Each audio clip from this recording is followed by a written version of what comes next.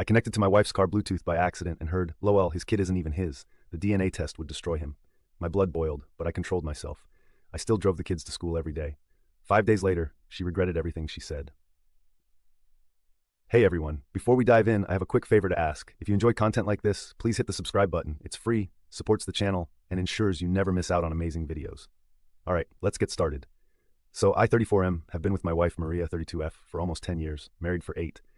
We have a 6-year-old son, Grayson, who is literally my whole world, or at least I thought he was my son until last week.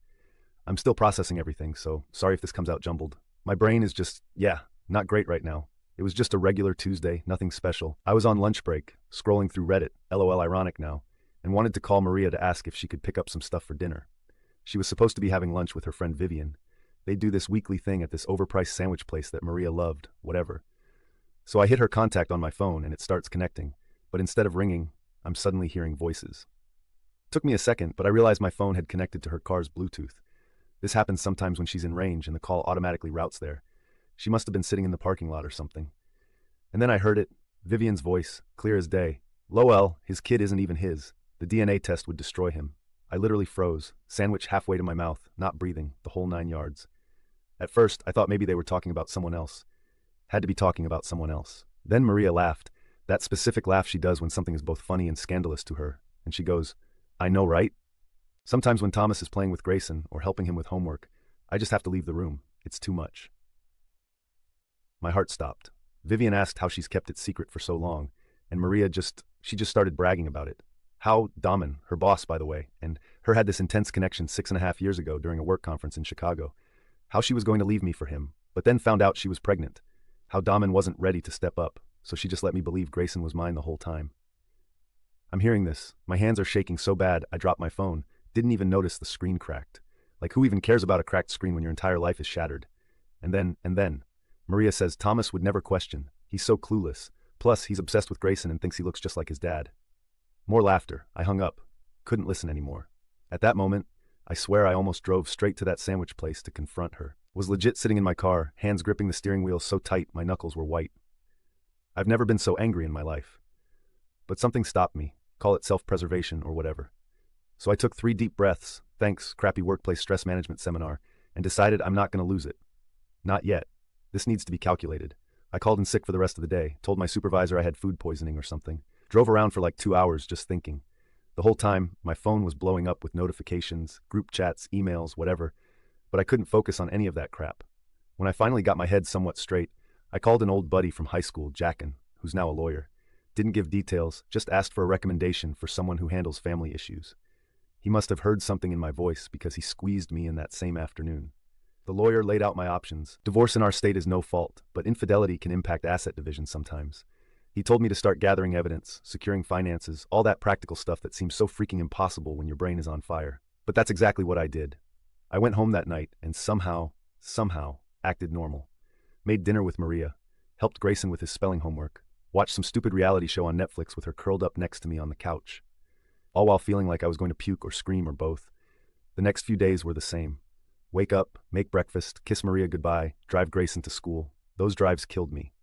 Looking at him in the rearview mirror, wondering how I never noticed he doesn't have my eyes or my chin or anything of mine. Meanwhile, I was making moves, opened a separate bank account at a different bank, downloaded and secured all our financial records, started transferring small amounts to the new account, made copies of important documents, took pics of family heirlooms and stuff that was definitely mine before marriage, documented everything in a password-protected Google Doc. Maria didn't suspect a thing. Why would she? According to her, I'm clueless, right? I even managed to swipe Grayson's toothbrush for a DNA test. Ordered one of those kits online with expedited shipping. The wait is killing me, but I need to know. Even though I already know. Does that make sense? Probably not. The hardest part? Still being a dad to Grayson. None of this is his fault. I've been the only father he's ever known.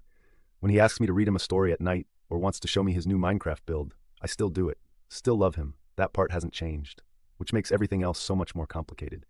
5 days in now. Still haven't confronted Maria, still driving Grayson to school, still kissing my wife goodbye in the mornings like everything is fine. But it's not fine. And soon she's going to realize just how not fine things are. I've got our anniversary dinner planned for this Saturday. Reservations at this fancy place downtown she's always wanted to try. She thinks I'm being romantic. Little does she know, I've got a special gift planned. The DNA results should be here by then.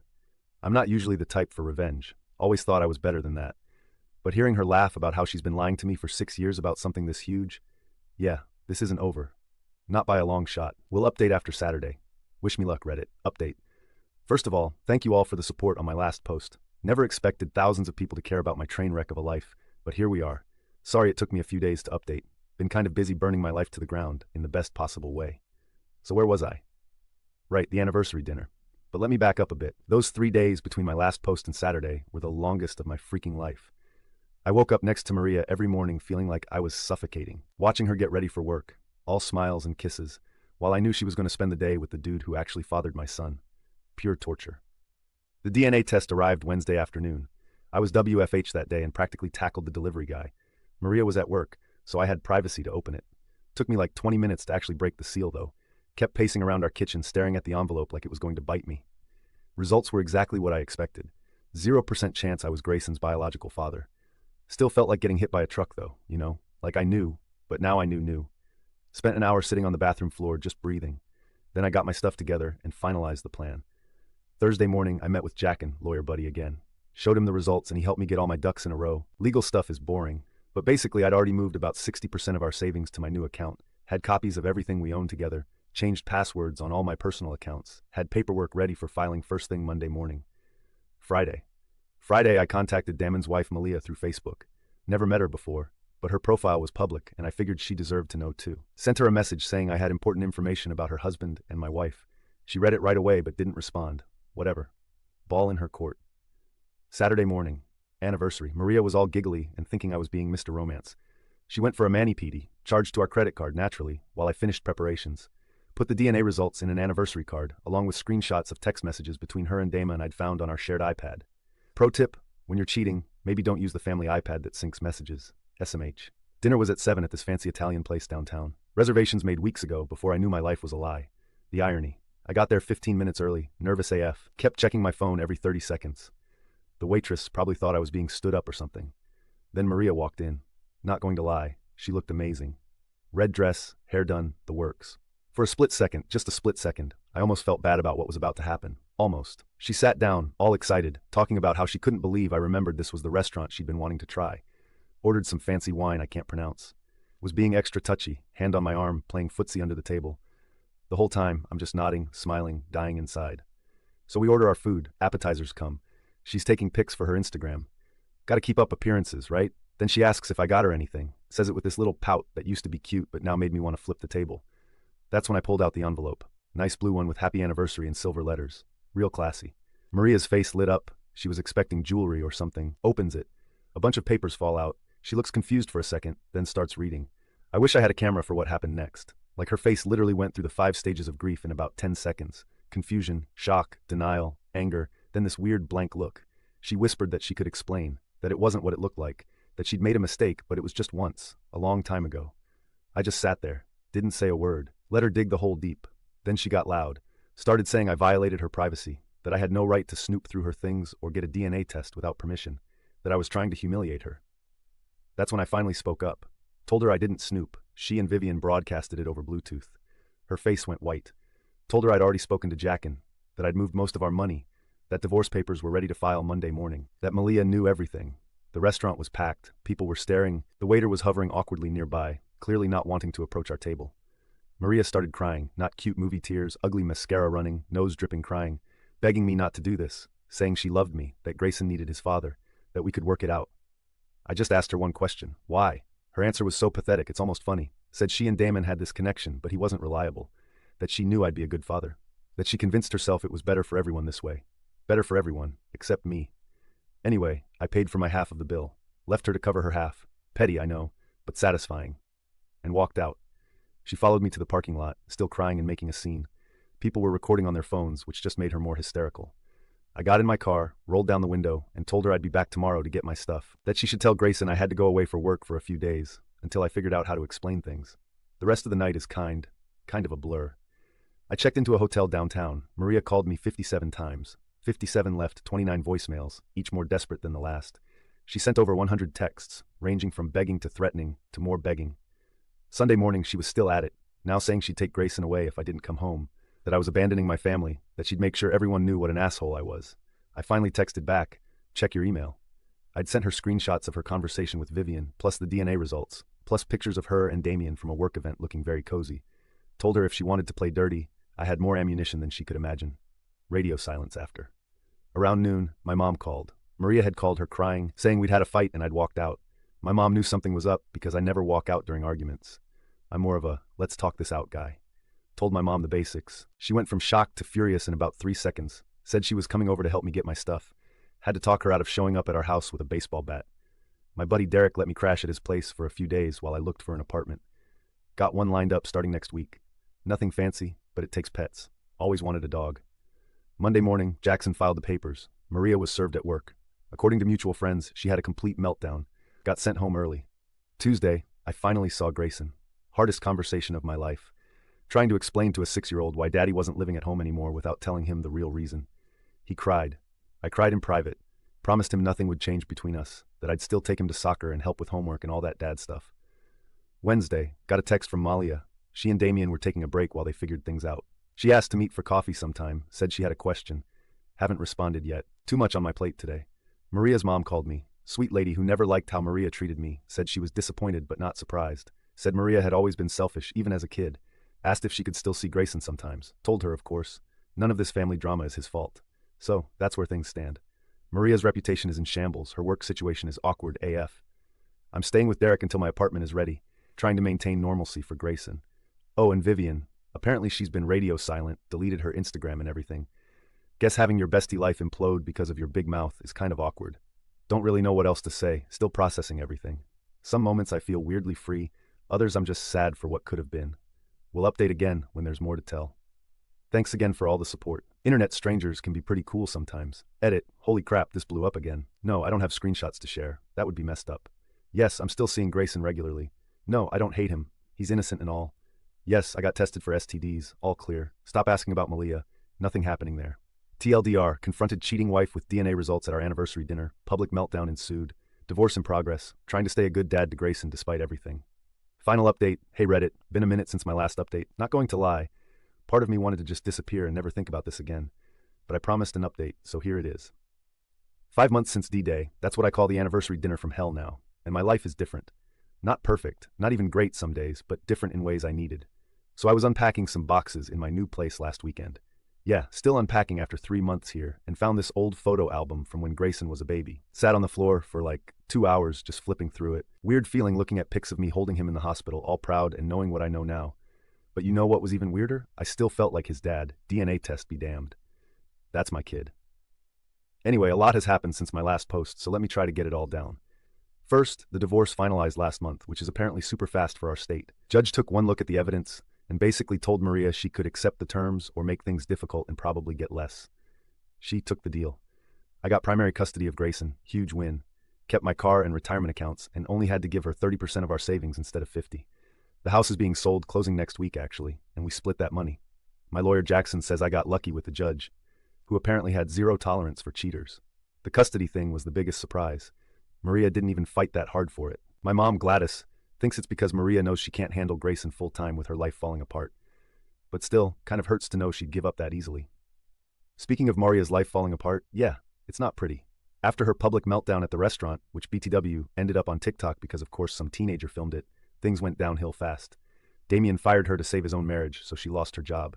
Most of our mutual friends chose sides, and not many chose hers. She's living in some crappy one-bedroom apartment now, working at Target. I know this because Grayson tells me, not because I'm keeping tabs or anything. Oh, and Damien. That whole situation imploded in spectacular fashion. Malia and I did end up getting coffee back in month 2. Super awkward at first, like, what do you even say to the wife of the guy who knocked up your wife? But she's actually cool. Very different from Maria. Quieter, more thoughtful. She told me Damien tried to deny everything at first, then blamed Maria for seducing him, then finally admitted to the whole thing. They're in counseling now, trying to work it out for their kids. Not my circus, not my monkey. The hardest part of all this has been Grayson. Had to tell him some version of the truth eventually, that I'm not his biological father, but I'm still his dad in all the ways that count. He's only 6, so the concept is confusing, but kids are adaptable. Man, he had a rough few weeks, acting out at school, wetting the bed again, even though he's been potty trained for years. But we got him a therapist who specializes in kids from complex family situations. Fancy way of saying your family's a hot mess. Last month, Damien asked to meet Grayson. That was a whole thing. My immediate reaction was, hell no. but the therapist said it might actually help Grayson long term to know who his biological father is. We did a supervised meeting at a park. Damien was awkward AF, brought way too many presents, clearly had no idea how to talk to a kid. Grayson was shy at first, then just treated him like any random adult, showed him his Pokemon cards, talked his ear off about Minecraft. After an hour, Grayson asked if we could go get ice cream, barely said goodbye to Damien in the car. He just said, "He's not as fun as you, Dad." NGL, I teared up a bit. Damien signed away his parental rights but agreed to pay child support. Maria threw a fit about that, thought she'd be getting the payments. Nope. That money's going straight into Grayson's college fund. My new place is nothing special. 2-bedroom apartment in a decent area, close enough to Grayson's school that I can still do drop-offs most days. Got him a bunk bed for his room, even though he doesn't need the top bunk. He thinks it's the coolest thing ever. My mom comes over a lot, helps with Grayson when I need it. She's been my rock through all this. The apartment has issues. Dishwasher that sounds like it's possessed. Weird smell in the hallway that nobody can identify. Upstairs neighbor who apparently practices river dancing at 2 a.m. But it's mine. No memories of Maria here, no lies. Just me and Grayson making new memories. Got a dog too, finally. Shelter mutt named Rex who follows Grayson around like he's the second coming of Christ. Work has been a good distraction. Got a small promotion last month. Nothing fancy, just a little more responsibility and a bit more money. Enough that I could buy Grayson a Switch for his birthday without sweating the cost too. Been putting in extra hours, partly for the money, partly to keep my mind busy. My social life is, well, it exists now, which is something. Joined a group for single dads on Meetup. Sounds lame, but it's actually been cool to hang with guys who get it. We do stuff with the kids sometimes, grab beers without them other times. Talking to other dudes who've been through similar helps more than I expected. Started dating again last month. Nothing serious, just coffee and dinner dates here and there. Met a woman named Ellie on Hinge, who's pretty cool. She's got a kid too, so she understands the whole my kid comes first thing. Taking it super slow. Still get random anxiety that she's hiding something, but my therapist says that's normal after what happened. Yeah, I got a therapist too, men's mental health and all that. Maria tried to reconcile 6 weeks ago. Showed up at my apartment unannounced, all dressed up, crying about how she made the biggest mistake of her life. Said she missed her family, that she'd do anything to fix it. For like half a second, I remembered the woman I fell in love with. Then I remembered her laughing with Vivian about how I wasn't Grayson's real dad, and that feeling disappeared real quick. I told her we could be civil co-parents, nothing more. She didn't take it well. Started with the tears, then got angry. Said I was punishing her, that I'd won and should be satisfied. Then she saw Ellie's sweater on my couch. Nothing happened, she'd just been cold. Lost it. Accused me of having her over when Grayson was home. He was at my mom's. Said I was replacing her too quickly. The irony was not lost on me. Eventually, had to threaten to call the cops to get her to leave. She texted the next day apologizing, but still got a Ring doorbell after that incident. Best $60 I ever spent. Vivian reached out last month too. DM'd me on Instagram saying she felt terrible about her role in claiming she thought I already knew about Grayson and was just pretending not to for Maria's sake. Obviously told her I wasn't interested in her apology or excuses. Blocked her immediately. Last week was Grayson's 7th birthday. Maria and I agreed to do a small party together for his sake. Surprisingly civil. She brought her mom. I brought mine. Grayson was just happy to have everyone there. Maria seemed subdued, like the fight's gone out of her. Kept looking at me and Grayson like she was memorizing. Made me feel weird, not going to lie. After the party, she asked if we could talk privately. Said she's moving to Cincinnati for a fresh start, got a better job offer there. Asked if I'd bring Grayson to visit sometimes. I said we'd figure something out. She's leaving next month. Part of me feels relieved, part feels sad for Grayson. But kids are adaptable, like I said. So that's where things stand. Life moves on, you know. Some days I still wake up angry. Other days I'm just grateful for what I do have. Grayson is thriving now that the tension is gone. My new place feels more like home every day. Work is good, dating is weird, but not terrible. The other night, Grayson and I were making pizza from scratch, making a huge mess of my tiny kitchen, and he looked up at me with tomato sauce all over his face and said, "Dad, I'm glad we live here now. Mom was always mad at you at the old house." Kids, man, they see everything. I don't know what the future holds. Maybe someday I'll fully trust someone again. Maybe I'll always have that little voice in the back of my head. But I do know that hearing that Bluetooth conversation was the best, worst thing that ever happened to me. Living a lie isn't living at all. Thanks for coming on this journey with me, Reddit. Your comments and support helped more than you know. I'm signing off from this saga now. Time to focus on the future instead of reliving the past. TLDR, 5 months post-divorce. I have primary custody of Grayson, a new apartment, a dog, and I'm slowly rebuilding my life. Maria lost her job, most friends, and is moving away. Biological father, signed away rights but pays child support. Life isn't perfect, but it's honest now. Like today's story? A super thanks helps me keep bringing you the best daily content. Your support means I can keep doing what I love. Thanks for being awesome.